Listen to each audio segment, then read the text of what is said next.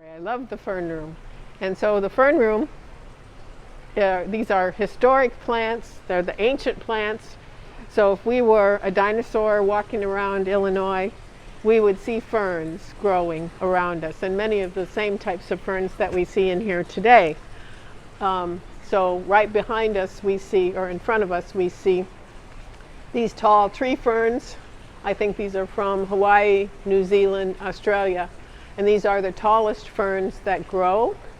Ferns don't flower. That's one of the differences that they have in the plant world. They produce spores.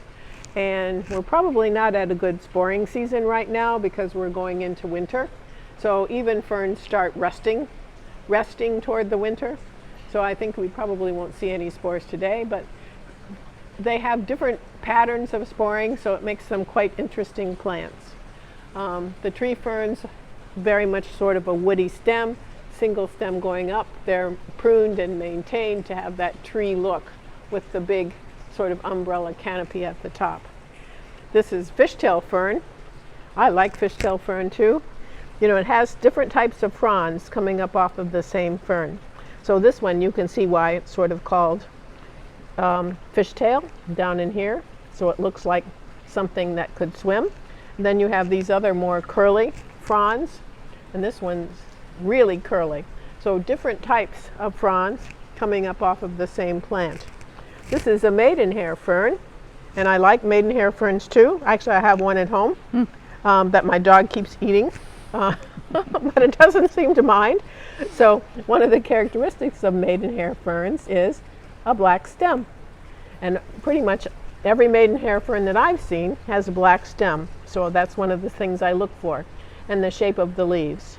Maidenhair ferns actually spore along the leaf margins. You can probably see sort of remains of spores, but they're not active spores right now. One of the nice things in the Fern Room is there are ferns, like orchids, that are basically don't need to grow in the dirt. And here we have some examples, sort of elkhorn ferns, and up here, this fern is an example of one that basically makes its own pot to grow.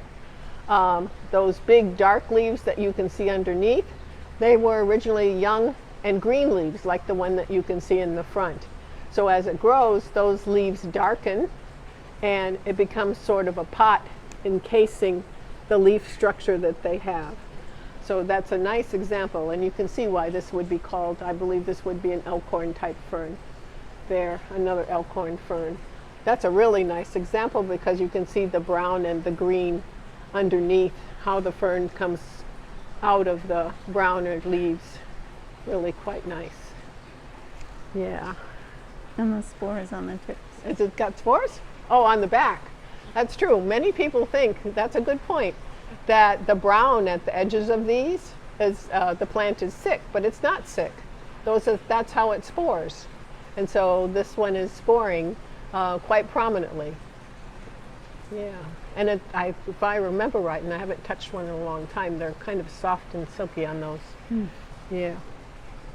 So here we have what I would call one of the more traditional fern looks, and coming up out of the center are fiddleheads, or you could almost say they're also called monkey tails, because the way that they come out, it curls up like the tail of a monkey does when it's climbing a tree. It winds around itself. And so then as it opens up, out it comes. Fiddleheads are quite often harvested in the spring. They're actually quite delicious. They have a kind of a tangy taste. You cook them for about 5 minutes, maybe less even, and they have a really good flavor. So something I associate with eating in the spring, fiddlehead ferns. I also like in here the spike mosses, and there's a burgundy moss as well as this green one. I thought I just saw one of the burgundies, but maybe that's further on. They're really nice, and they stay so pretty as the background against the ferns. And again, ancient plants. These are ancient plants. They would have been around when the dinosaurs were around. The frosty spike moss, yes. And these, I think these would be lichens, or something like a lichen. Yeah. The, careful. The coloring, you know, we associate ferns with being green but there are many, many shades of green, and this one is sort of iridescent, almost turquoise blue-green. Quite lovely, and it's a trailing fern growing up, and I'm not even quite sure what it is. Maybe there's a tag here. I think it's the peacock fern. The peacock fern? Ah, it's part of the peacock fern. So it has crept probably somehow through the rock, and here we are. More spike moss, and look at it back here. Boy, it's gone to town. It's very happy. Absolutely very happy. Peacock fern. And you can see why it's called peacock fern, because of the iridescent sort of blue-green coloring. And look at this basket fern up here. That's an unusual form of a basket fern. Look at how fluffy and almost like feathery those fronds are. Very unusual. They're usually a lot more smooth than that. So these are almost like you've taken your pinking shears. Do people know what pinking shears are anymore? Your pinking shears and trimmed off those leaves. Yeah. Nice. I love this room. It is beautiful. So this little baby maidenhair fern with the coloration. Yes, adiantums. So again, you can see the black stems. Really a beautiful plant. This one would be elegant to have in your house, but I've never seen a variegated one at a store that you could buy. Only here at the conservatory. Yeah.